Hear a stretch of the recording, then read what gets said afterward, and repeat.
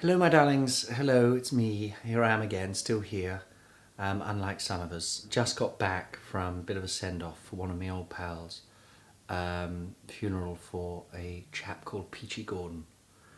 Wonderful, clever, visceral, talented, hilariously straight and dramatic actor. Very good. Peachy Gordon, probably a little ripple of recognition running through your heads right now. You will have seen him before. He, oh God, most famously he was the mouse killer in Sasquatch. He was a wonderful chap. He was so funny. He was so old school, you know, so silly and crazy and alky, so wonderfully alky.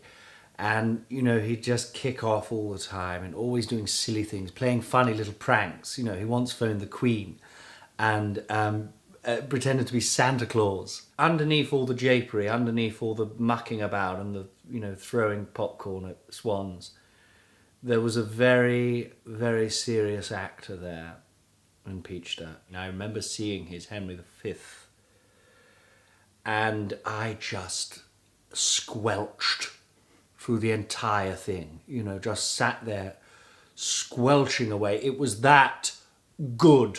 I just sat there squelching very loudly, and in the end I was asked to leave, and afterwards actually I was backstage with Peach, and I said, that was incredible, Peachy, you know, I loved it so much, it was me squelching. And he said, oh, that was you, was it? And then he sort of comically pretended to kick me up the arse, but did actually end up kicking me up the arse, but I don't think, I think he meant to pull back, but you know.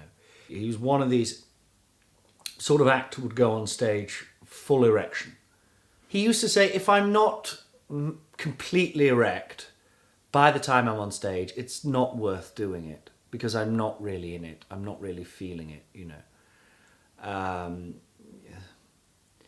Difficult for Chekhov.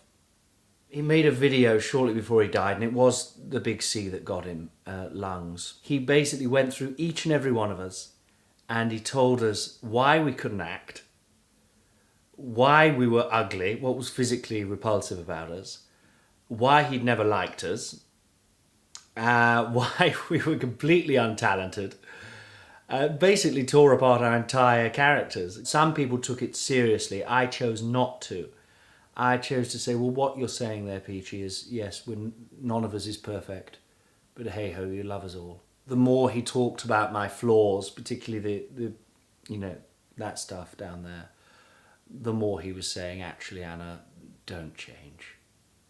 Whatever you do, do not fucking change. I'm a ghost now. I could really fuck up your life. So there we are with all the old gang. Everyone was there. Crilly, Basden, Sedgwick, Reggie, who was Peachy's long-term partner. They were, you know, married, in fact, was there. And then along comes a young-ish, well, 40s woman with 3 children in tow. That was Peachy's secret woman. It turned out, you know, he'd been living with Reggie as a gay man his whole life. It turned out it was just for effect. It was just for a profile. He wasn't actually gay. He was completely heterosexual, you know, and this was a real shock, and Reggie lost it.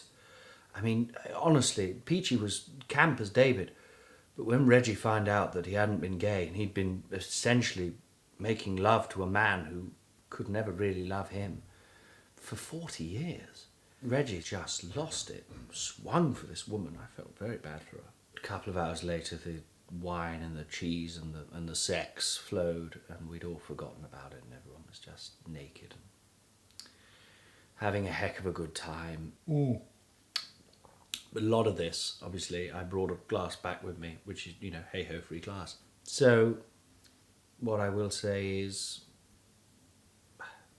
to Peachy, a fine actor, a good friend, and a complete liar.